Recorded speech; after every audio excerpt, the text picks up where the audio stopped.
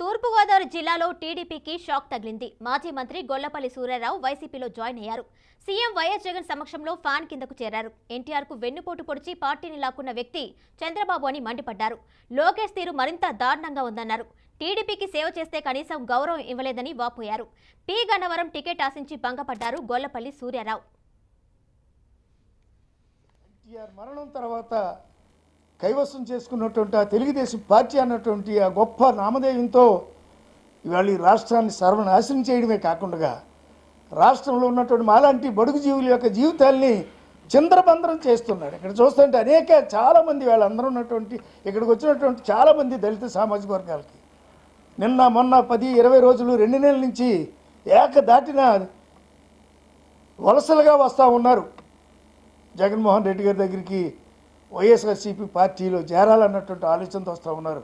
దానికి కారణం అక్కడ దుర్మార్గమైనటువంటి ఆనాడు ఎన్టీఆర్ మరణించిన తర్వాత చంద్రబాబు నాయుడు తనకున్నటువంటి సహజ సిద్ధమైనటువంటి ఆ నైజాలతో పార్టీని ముందుకు నడిపించుకుంటూ ఏదో కొద్దిమంది జిల్లాకి 2-3 తనకు ఏజెంట్లుగా పెట్టుకుని ఎవరి జీవితాన్ని నాశనం చేయడానికి కూడా వెనకాడినటువంటి ఆలోచనతో నడిపించాడు.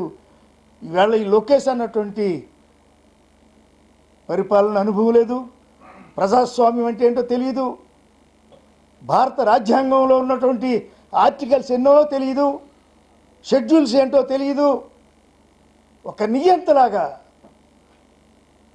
ఒక భయంకరమైనటువంటి క్యారెక్టరైజ్డ్ పర్సన్గా ఈవేళ మాలాంటి వాళ్ళందరి యొక్క జీవితాన్ని చిందరబందరం చేస్తున్నటువంటి ఈ తరుణంలో ఈవేళ ఒక లోకేష్ ముఠా ఈనాడు ఈ రాష్ట్రాన్ని కబలించాలని చూస్తూ ఉంది. తండ్రిని పక్కన పెట్టాడు, తండ్రి మాటను లెక్క చేయడు. మా తండ్రి అలాగే చేశాడు, నేను కూడా ఇంతకన్నా భయానకమైనటువంటి పరిస్థితుల్లో ఈ రాష్ట్రాన్ని నేను ముందుకు తీసుకెళ్లాలన్నటువంటి ఒక దుర్బుద్ధి కలిగినటువంటి లోకేష్ యొక్క ఆ అహంకారం, ఆ దుర్మార్గ భావజాలాలు, ఎదుటి వాళ్ళని న్యూనతగా చూసే ఆ ఆలోచనలు ప్రజాస్వామ్యంలో పనికిరావని సందర్భంగా లోకేష్కి నేను తెలియజేస్తా ఉన్నాను.